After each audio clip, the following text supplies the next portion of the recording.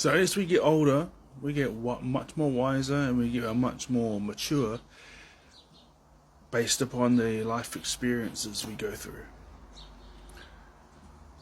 If we don't go through, some people don't. Either because they have very little hardship or whatever reason. But I know that I've matured a lot and grown a lot. But the essential character, like the nuts and bolts, the basics of my character, what I believed, my perceptions of things and how things should be. And things like that are the same. But I'm a lot more wiser and a lot more mature because I'm a lot older.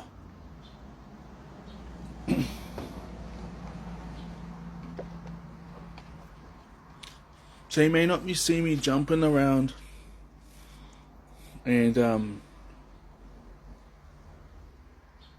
might not see me jumping around and running around in my room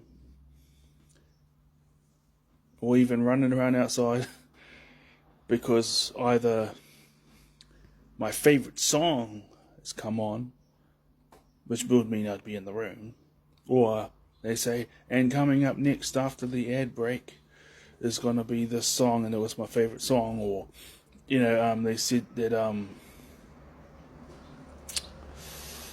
had some great news, like we're going to the rugby game or something like that. I'd probably be like, yeah, and just chill out and stuff like that, but because, well, it's also energy level too, because I'm 36 in 4 months. No teenager, but I still find it in me to go to work and go to the gym and yeah. But the thing is the thing I have against, well, the thing is I don't want to go out there and start things against or borderlines, because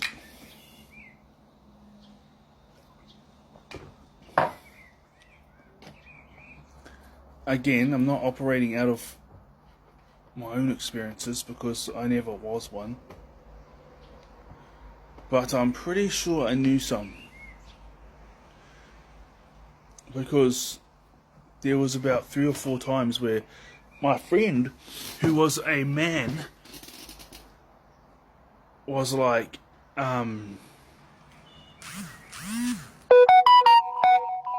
everywhere, like, he was like drinking every day. And then he was like, there was a number of times when I was like, look, dude, I gotta go. I gotta do my own thing.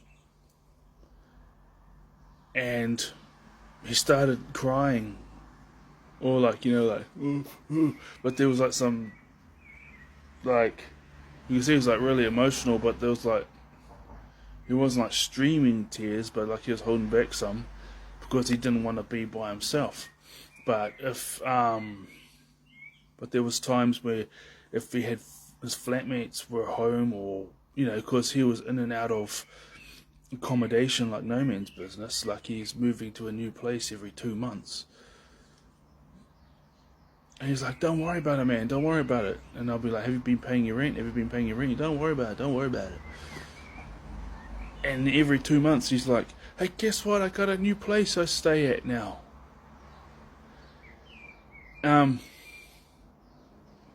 But yeah, I didn't really,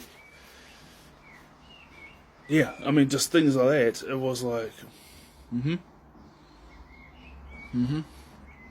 then it was, if he had no other visitors, or if his flatmates weren't home, and I'd gone over to catch up.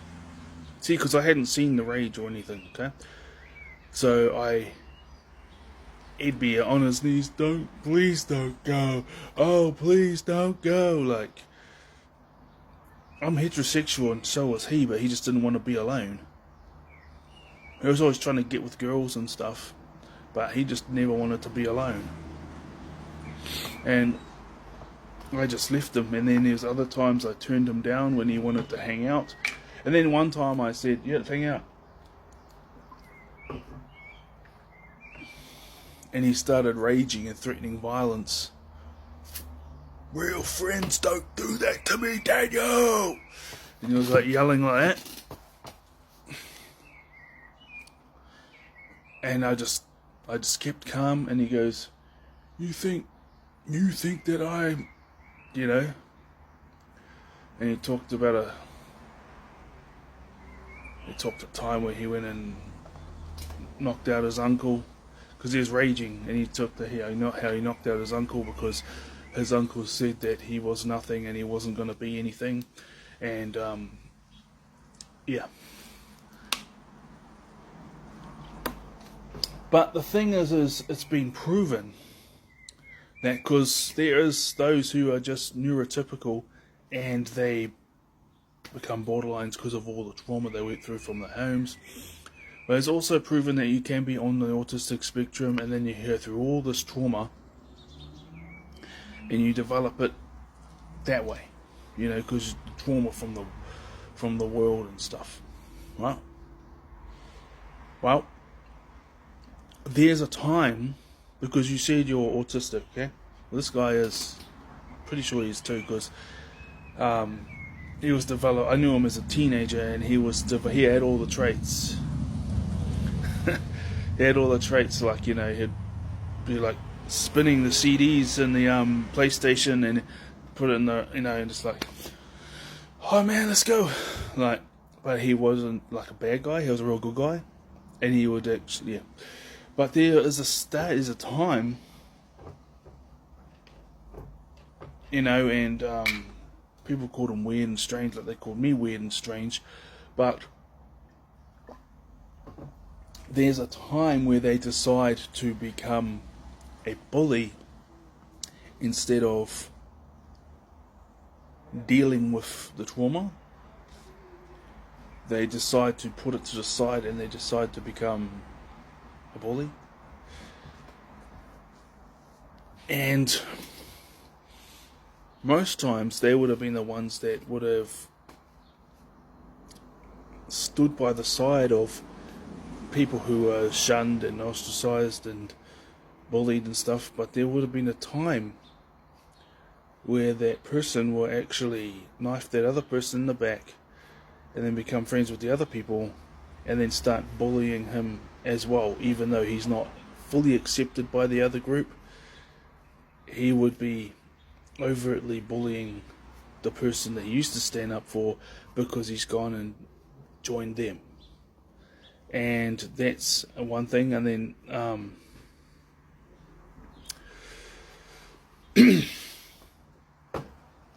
this is one thing I have against borderlines, and the lack of accountability and yeah.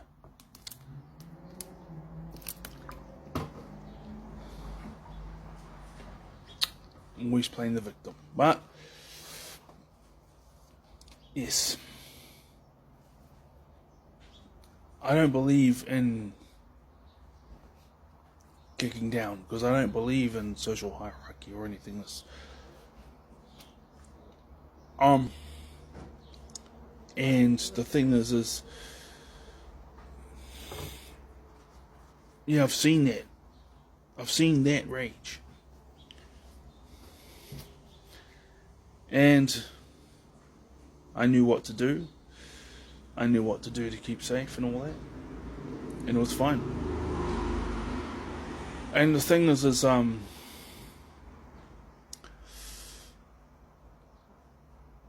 that's what's often the case with those who have autism, are on the autistic spectrum, and then either later on or whenever they develop BPD, they have usually it's a choice. It's a choice, and they choose not to deal with the trauma, and they choose to become a bully.